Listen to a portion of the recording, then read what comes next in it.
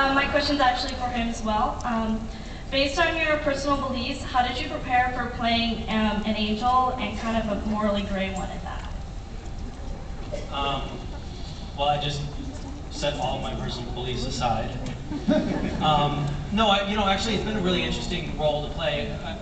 Eric, when I went into auditions, he said the first sort of bit of direction I got was he hasn't been walking amongst human beings for 2,000 years, so these humans are strange, somewhat alien beings to him, and he has a curiosity about humanity, and that's been a fascinating thing to explore, because the question that you're then forced to ask is, what does it mean to be a human?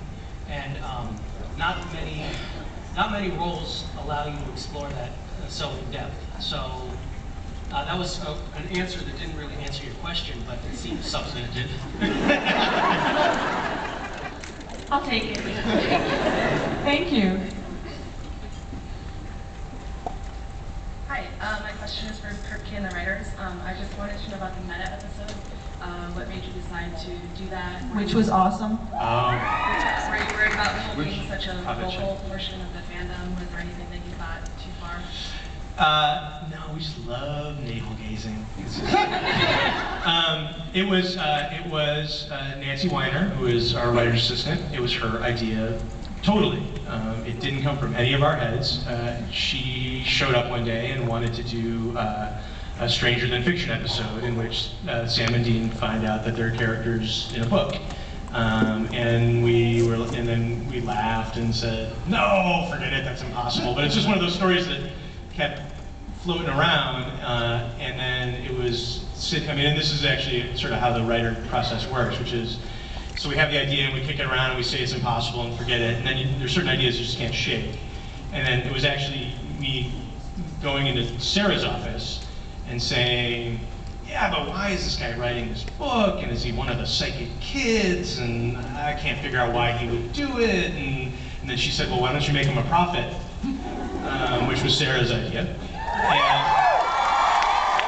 And see, it was my idea to drink. It's like, what's your idea? Drink. So, and then it all of a sudden kind of snapped into focus because it tied into the mythology. But we have a lot of fun sort of being self-deprecating. I mean, I think we're aware of our faults and the seams in our bunny costume as much as anybody, you know, and so it's sort of fun to kind of poke fun at the show, and again, I have such a tempestuous, loving, conflicted relationship with the online fandom that I needed to, you know, I also sort of was attracted to the possibility to also just kind of poke a little loving, very loving fun. Please don't hurt me. And then it's just and then Chuck became so attractive that, you know, when Ben and I were breaking the season finale, Ben said we got to bring back Chuck, and he flew seamlessly. He flew seamlessly into the season opener, and on the board there's like more meta episodes on the way because we just had so much fun doing them, and I think there'll be more. Awesome. Thank you. Good question. In the new season, are we ever going to find out what happened to John after he escaped hell? Jeffrey Dean Morgan is a huge star. Have you seen? You opened a paper recently? I mean, my God. It's all about scheduling. I love for him to do it, and I know he would love to do it too. But he is a busy and wonderful actor, and he's jumping from movie lead to movie lead. So you know those things are really hard to carve out some time to cruise on up to the Couve to shoot something. But I know the want is there on both sides. It's all about like logistics, and it's up to kind of people who wear suits. But I think we'd all love for it to happen if possible. What about the mom, the boy's mom? You see her again? Well, Samantha's awesome, and she is. I mean, she was just sort of in episode 21, so we did just see her. Yeah. I can say, I don't know if this is news or not, but Jessica's coming back. Adrian, who hasn't been on the show since season 2, is coming back in episode 3, and she's coming back as Jessica, as Sam's girlfriend. And so that's really interesting to play scenes with the two of them. Yeah, absolutely. You can't tell us anything more than she's back as Jessica. She's back, and this time it's personal. She's also a 25-foot long shark. Okay, we're going to take one more question. And then don't leave because we have a little sneak peek from the gag reel from the season 4 DVD. Close out the panel. The DVD is going to be out September 1st. So, your question will be the last one, unfortunately. Hello.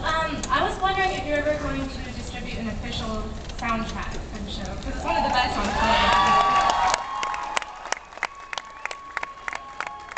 television. It really is. It's a wonderful question, and this isn't the first time we've heard it. We took it to record companies, and they were like, not friggin' interested. I hear you. Like, we tried. We really tried. We like pitched it out. We did a whole thing. And our music supervisor, Alex, is wonderful and brilliant and talented. She took it out to companies and was met with a big fat middle finger. Like, what the hell?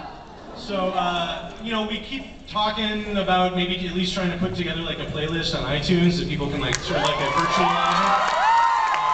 And then it's funny, and then every time we do like a convention and everyone cheers about the virtual, then I come back and I say, we gotta put together that virtual album, and then it kind of falls between the cracks. But this time we're gonna do it. But